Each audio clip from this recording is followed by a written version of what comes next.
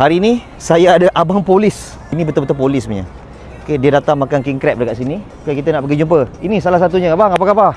Terima kasih. Macam mana makanan? Okey, power? Okey, sedap, power. Thank you bang. Abang dari mana tadi ni? Saya dari IPK. Dari IPK. Baik bang, thank you. Ada siapa tu? Tuan Rahim semua dekat dalam kan? Tuan Rahim ada. Baik bang, thank you. Bang, nama abang?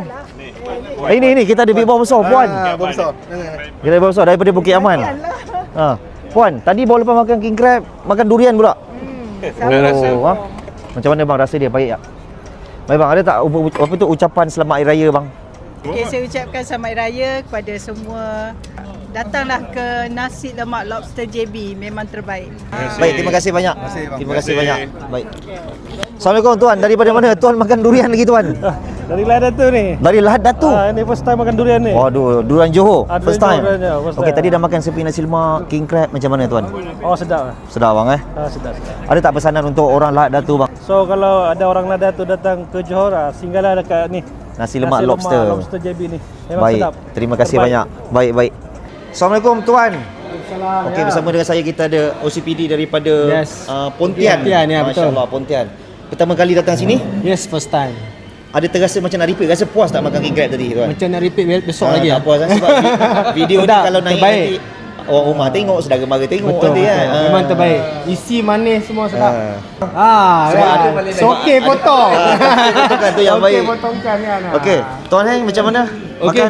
Makan okey. Ya. Sedap. Sebab Okey, kita tambah repeat order tadi kan. Tambah tadi Sebab berapa tambah, king crab dulu ni semua banyak-banyak ni ya. Tambah repeat Okey, lagi. tuan Heng ni dia apa? Toke durian durian. nenas. Toke nenas. Toke nenas. Okey, macam mana kalau orang mau cari you punya nanas? Toke ni bos. Boleh call ada memang ada phone number saya lah. Ada Assalamualaikum Tuan Rahim. Waalaikumsalam. Setahu saya banyak-banyak anggota Tuan Rahim yang paling famous tahu kat sini. Oh, Sebab paling banyak masuk dalam video saya. Okey, Tuan Rahim macam mana makanan saya punya apa king crab? Okey, sebenarnya hari ini kita meraihkan lembaga temuduga untuk pengambilan polis PVR ni. Okey. Untuk Kota Johor. Ya. Jadi ada 2 hari lagi Okey. Jadi mana-mana yang kat luar sana tu yang berminat apply polis untuk PVR, untuk SSP DRM, boleh datang besok ke IPD Iskandar Puteri. Boleh. Walk-in, boleh walk-in. Memang kita beri untuk orang Johor, walk-in. Boleh walk-in.